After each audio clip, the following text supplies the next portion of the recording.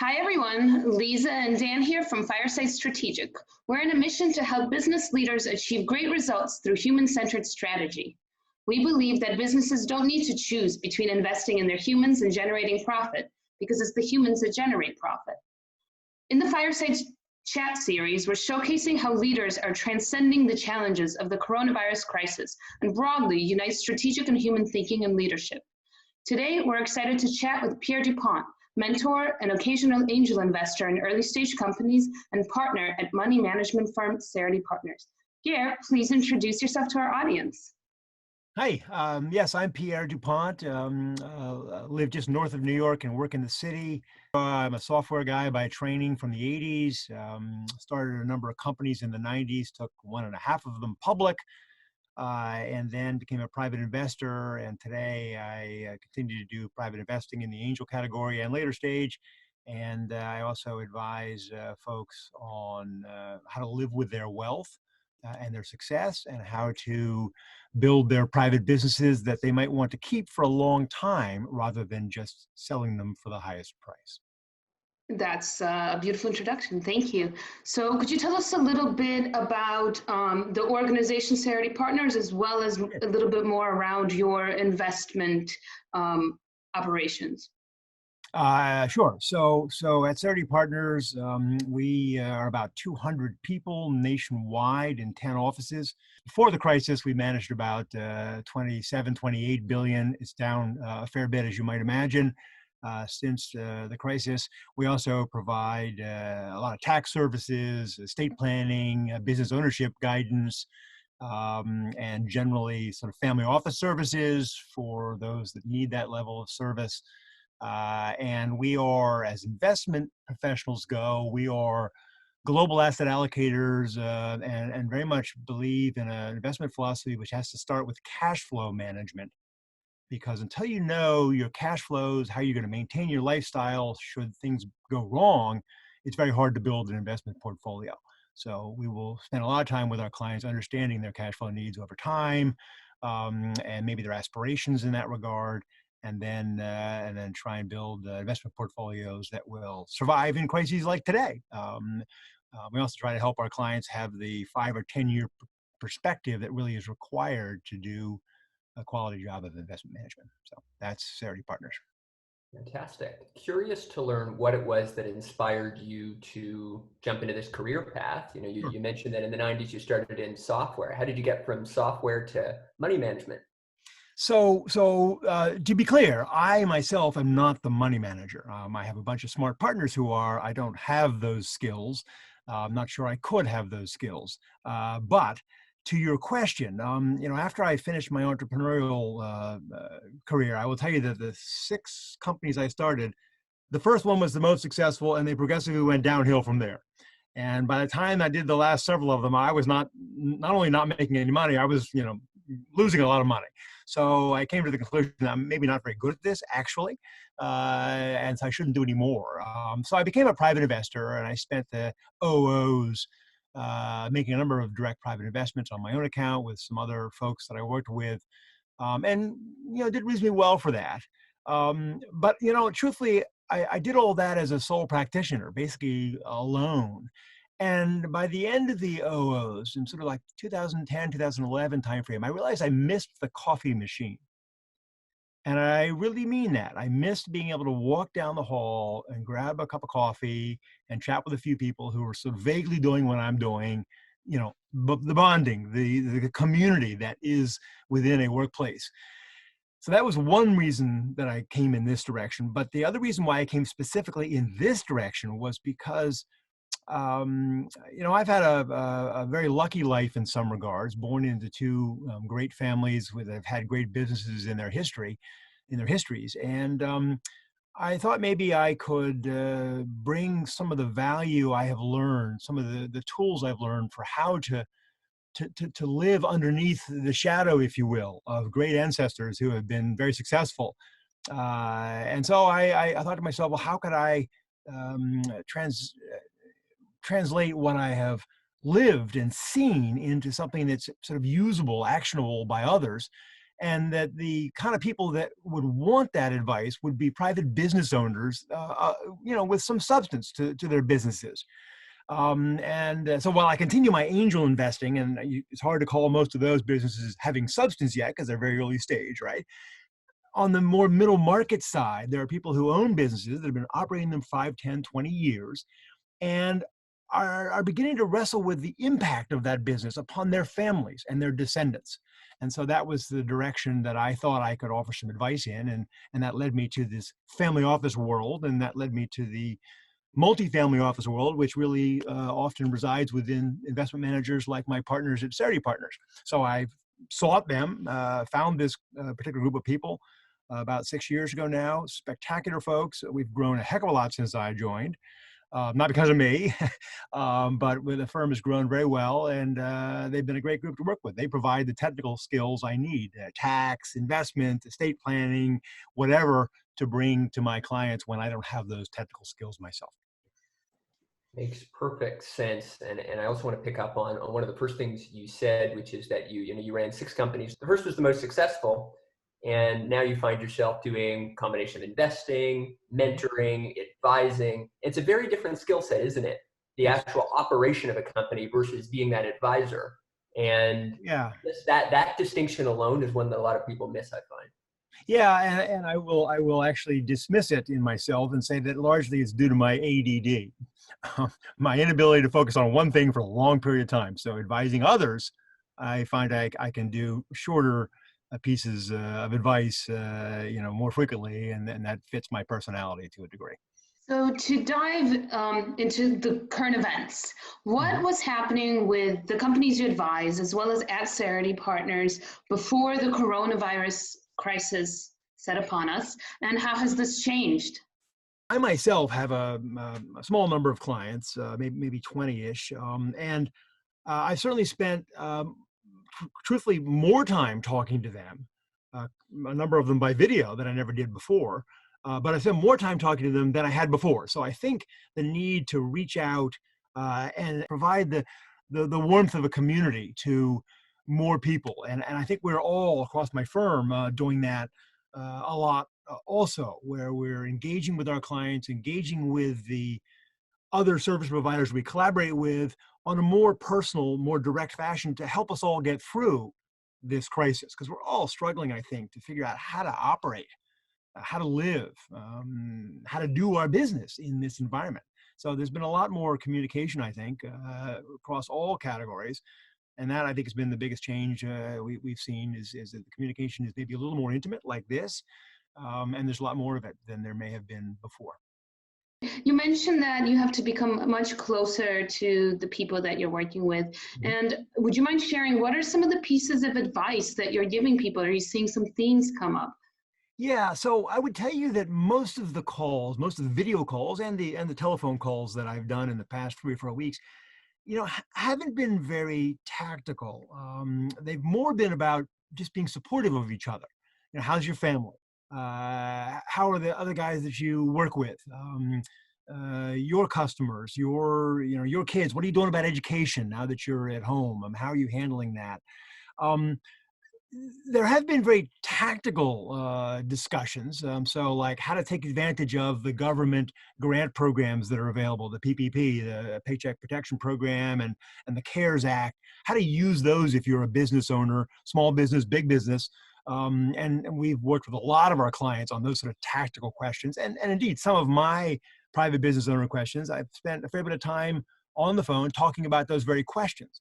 Of not only just how do you apply for one of these, let's call them a grants, one of these sort of stimulus sources of money, how do you apply for it, but should you apply?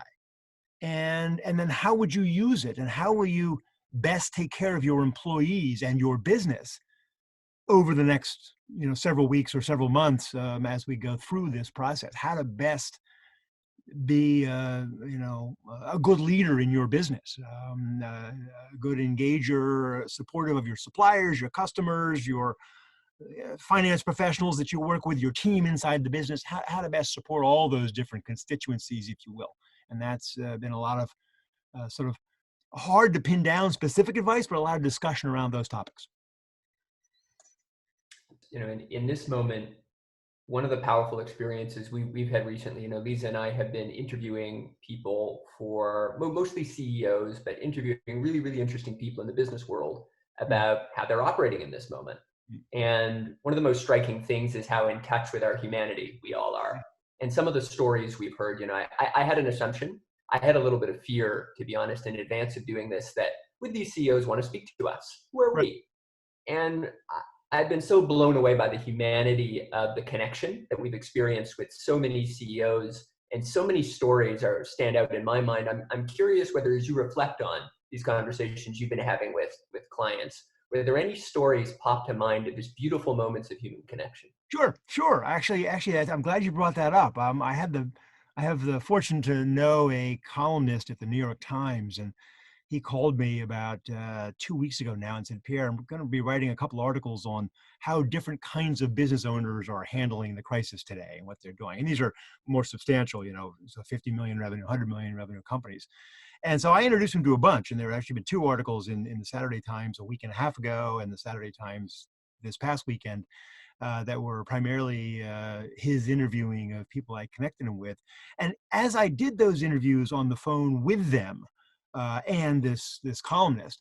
And actually, before we even got the columnist on the phone, one of my friends who operates a substantial business out in the Chicago area was talking about how he was going to take care of his employees that he'd had to kind of, put on hold, furlough, if you will, which was very painful for him. But what really made me brought that home for me, the sort of value he's trying to bring them, was we talked about how he had arranged for and had now received a series of supplies from China, masks, hand sanitizer, thermometers, so that while his people were away from the factory, he was going to reconfigure the factory so that they could all be 6 feet apart, so that as they came in the door every day, they'd have their temperature checked, they'd have all the right sanitation equipment, the right gloves for their hands, masks, so that they would be safe when they came back to work. And that was really his whole purpose, is that he wanted to make sure that his people, when they came back, would be well taken care of, would be able to work comfortably and safely. And I just found that support for the community of his employees, that really warmed my heart to hear him offer that up. I think this is such a beautiful time from a perspective in which we're really seeing, obviously it's a difficult time. I don't want to undermine that. But on the other hand, we're seeing the way that our business world is operating is really starting to prioritize the human element. And that's cool. I think that's so important in business in general. We're starting to really see financial incentives and human incentives come together. And it's nice to see CEOs and other leaders really leaning into that. So I'll go a little further even and say that, and I'll make reference to my basement ceiling that you are looking at now. I actually like showing that. And I like looking at your kitchen and one of your living room walls, I guess, or a Yes. wall in your apartment, Lisa, because that makes us all more human. It makes us all real. Like you, like everyone else, we're all stuck at home right now. And we have to have these sort of environments behind us, maybe with some small kids. My kids are grown and gone, although 2 of them came home for this, which has been a wonderful blessing. But we're all human. And I think that's a big positive that will come out of this. Is that we will have more recognition of and appreciation of and support for the humanity the others in our groups have, whether it's a customer or a finance provider or the tax guy that does my taxes or the shoe shine guy if I happen to go to one of those. Everyone I see around me, they're all real people, and they all have their own challenges in dealing with this crisis. And I think we're learning to be more tolerant of the fact that we each are humans. And I think there'll be, going forward, far less sort of distant relationships and far more close and personal relationships in business going forward. And I think that's going to be a very positive outcome, benefit, if you will, of this unfortunate time. I'm curious, though, for the interim, while you're stuck at home, how is Pierre having fun? Because, it's a tricky moment. and there's a lot of pressure on all of us. And so it's important to balance things out with some fun. So what's fun I'm for you? not sure I'm having enough fun. And actually, sort of tangential to that, I'll make the point that I live about a 10-minute walk straight down the hill to the Hudson River to get on the train to ride into my office. And then about a 12, 14-minute walk back up this very steep hill. And I do those two walks every day with serious aggressive power. I'm a power walker. And I go, go, go, go. And I realized I haven't done that in 3 weeks. I'm not getting any exercise. That's kind of related to your fun question. I'm so focused on what am I going to do now in this life that I think I have not done as much of that fun. But I will tell you, I love meeting people. I love interacting with people. And that's something that I guess I've always kind of known. I was an introvert 20 or 30 years ago, no question. My wife even would comment today, I may have become too much of an extrovert. So somehow I changed. And so for me, it's a lot of fun to do this, to meet people, particularly if I can put a face to it, I've learned. But beyond that, I got a couple of my grown kids who are working here from home. That's been a lot of fun. Movies. We had a wonderful Easter dinner last night, the four of us around a table. And, didn't get it all quite together in time, but it was a group effort and a lot of fun, and some great discussions came of it. So I guess I would say I'm having more time with my family than I've ever had before, even when they were little, and that's been a great positive. But pure fun. I love what I do, so that's fun. I'm happy to do it. Happy to spend a day on video calls.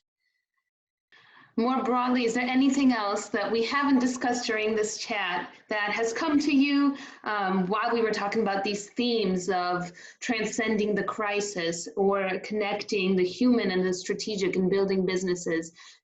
You feel free to say no, we covered it all. But if there's anything that's bubbling up, would love to hear. So I think we sort of did cover this, but let me just say it slightly differently. I think we each have a little something to give and to help everyone else. We may not know that, but a smile, some words of support, some words of encouragement, and I would encourage everyone to reach out to people that you may not think would appreciate that so much, because I think they might in today's world. And I think I guess that would be the point: is that we each have a little something to give other people that we may not be recognizing, and those people may need it and we may not know they need it. So I think in today's world, people should be reaching out ever more than they did to offer encouragement, to offer support, to offer help. Maybe there are tactical things, but just to be a human and show others that you're a human and that they too are humans, and together we can get past this and still figure out how to make business out of it all in the end. That's beautiful. That's very, very uplifting. And I think in general, there's so much, there's a lot of sadness. There's a lot of negativity during this tough time. And it's really nice to kind of have this viewpoint where we see the silver linings and we. I mentioned earlier that I've grown up in two business owning families. And I saw in those two families in their histories long ago, although one of those two businesses more recently, how they each have always been thoughtful about and supportive of their communities.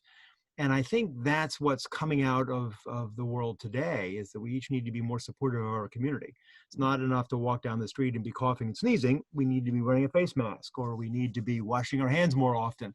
We're learning how to be more supportive of our own communities. And there are a variety of communities we're all in. So that's been a big positive for me in all of this, and I hope it will be for others also. That's great. Pierre, thank you so much for taking the time to chat with us today. We really enjoyed having this conversation with you via Zoom. Happy to do it. Very pleased to be here. Thank you.